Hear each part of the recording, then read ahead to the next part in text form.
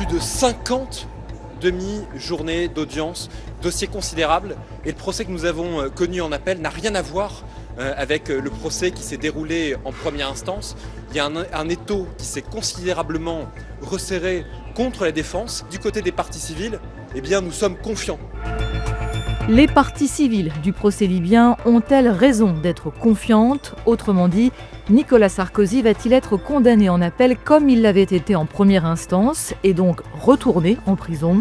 La Cour rendra sa décision le 30 novembre.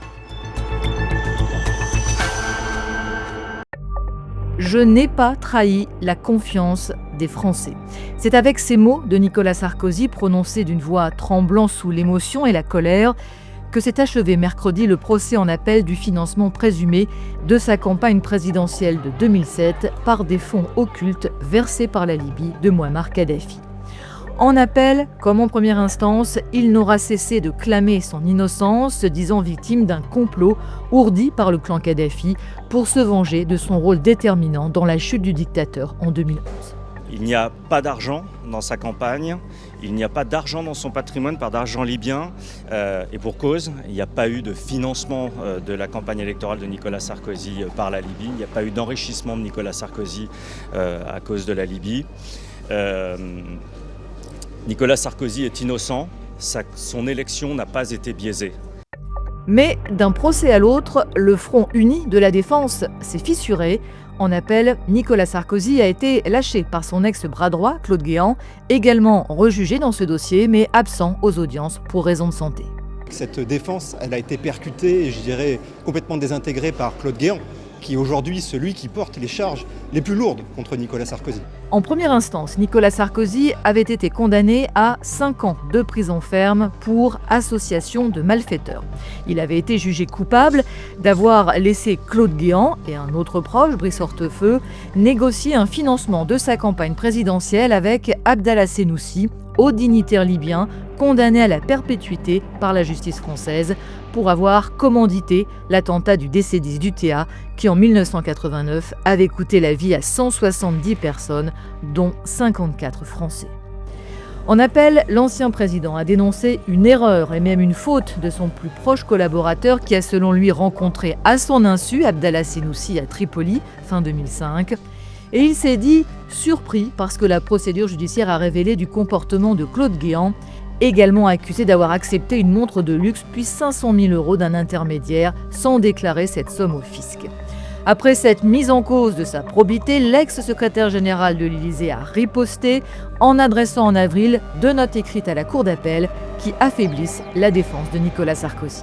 Si elles ont été produites, c'est qu'elles avaient bien un intérêt, c'était de contribuer à la manifestation de la vérité, d'apporter des précisions qui méritaient d'être apportées sur les accusations qui avaient été proférées par Nicolas Sarkozy. Côté accusation, en revanche, pas de changement d'un procès à l'autre. En appel, elle a à nouveau requis 7 ans d'emprisonnement contre Nicolas Sarkozy pour association de malfaiteurs, mais aussi pour corruption. Le parquet général a dépeint l'ancien président en instigateur d'un pacte corruptif avec Tripoli. Argent libyen contre réhabilitation internationale de Mouammar Kadhafi, accueilli en grande pompe à Paris peu après l'élection de Nicolas Sarkozy. Et surtout, réhabilitation judiciaire d'Abdallah Senoussi. Pas plus qu'en première instance, les dénégations de Nicolas Sarkozy n'ont convaincu les proches des victimes de l'attentat du DC-10 d'UTA. J'en suis désolé parce que j'aurais vraiment voulu finalement avoir la conviction qu'il était innocent. Aujourd'hui, je suis convaincu de sa culpabilité. C'est quelque chose qui est très grave en ce qui nous concerne et c'est une trahison pour l'ensemble des victimes de l'attentat du DC-10 d'UTA. En première instance, Nicolas Sarkozy avait été relaxé des faits de corruption. Les parties civiles espèrent que ce ne sera pas le cas en appel. Pour elles, il ne fait aucun doute que le jugement qui sera rendu le 30 novembre conduira à nouveau Nicolas Sarkozy en prison. Si, dans un dossier dans lequel il est question du financement d'une campagne électorale par le biais d'une puissance étrangère, vous ne prononcez pas de peine d'emprisonnement ferme, vous n'en prononcerez jamais en matière d'anticorruption. Alors ça veut dire qu'il faut reconnaître en fait l'existence d'une justice dérogatoire pour la criminalité en col blanc qui obéirait à ses propres règles. En 2025, Nicolas Sarkozy avait passé 3 semaines à la prison de la Santé. une incarcération inédite pour un ancien président de la République, dont il avait tiré un livre, Journal d'un prisonnier.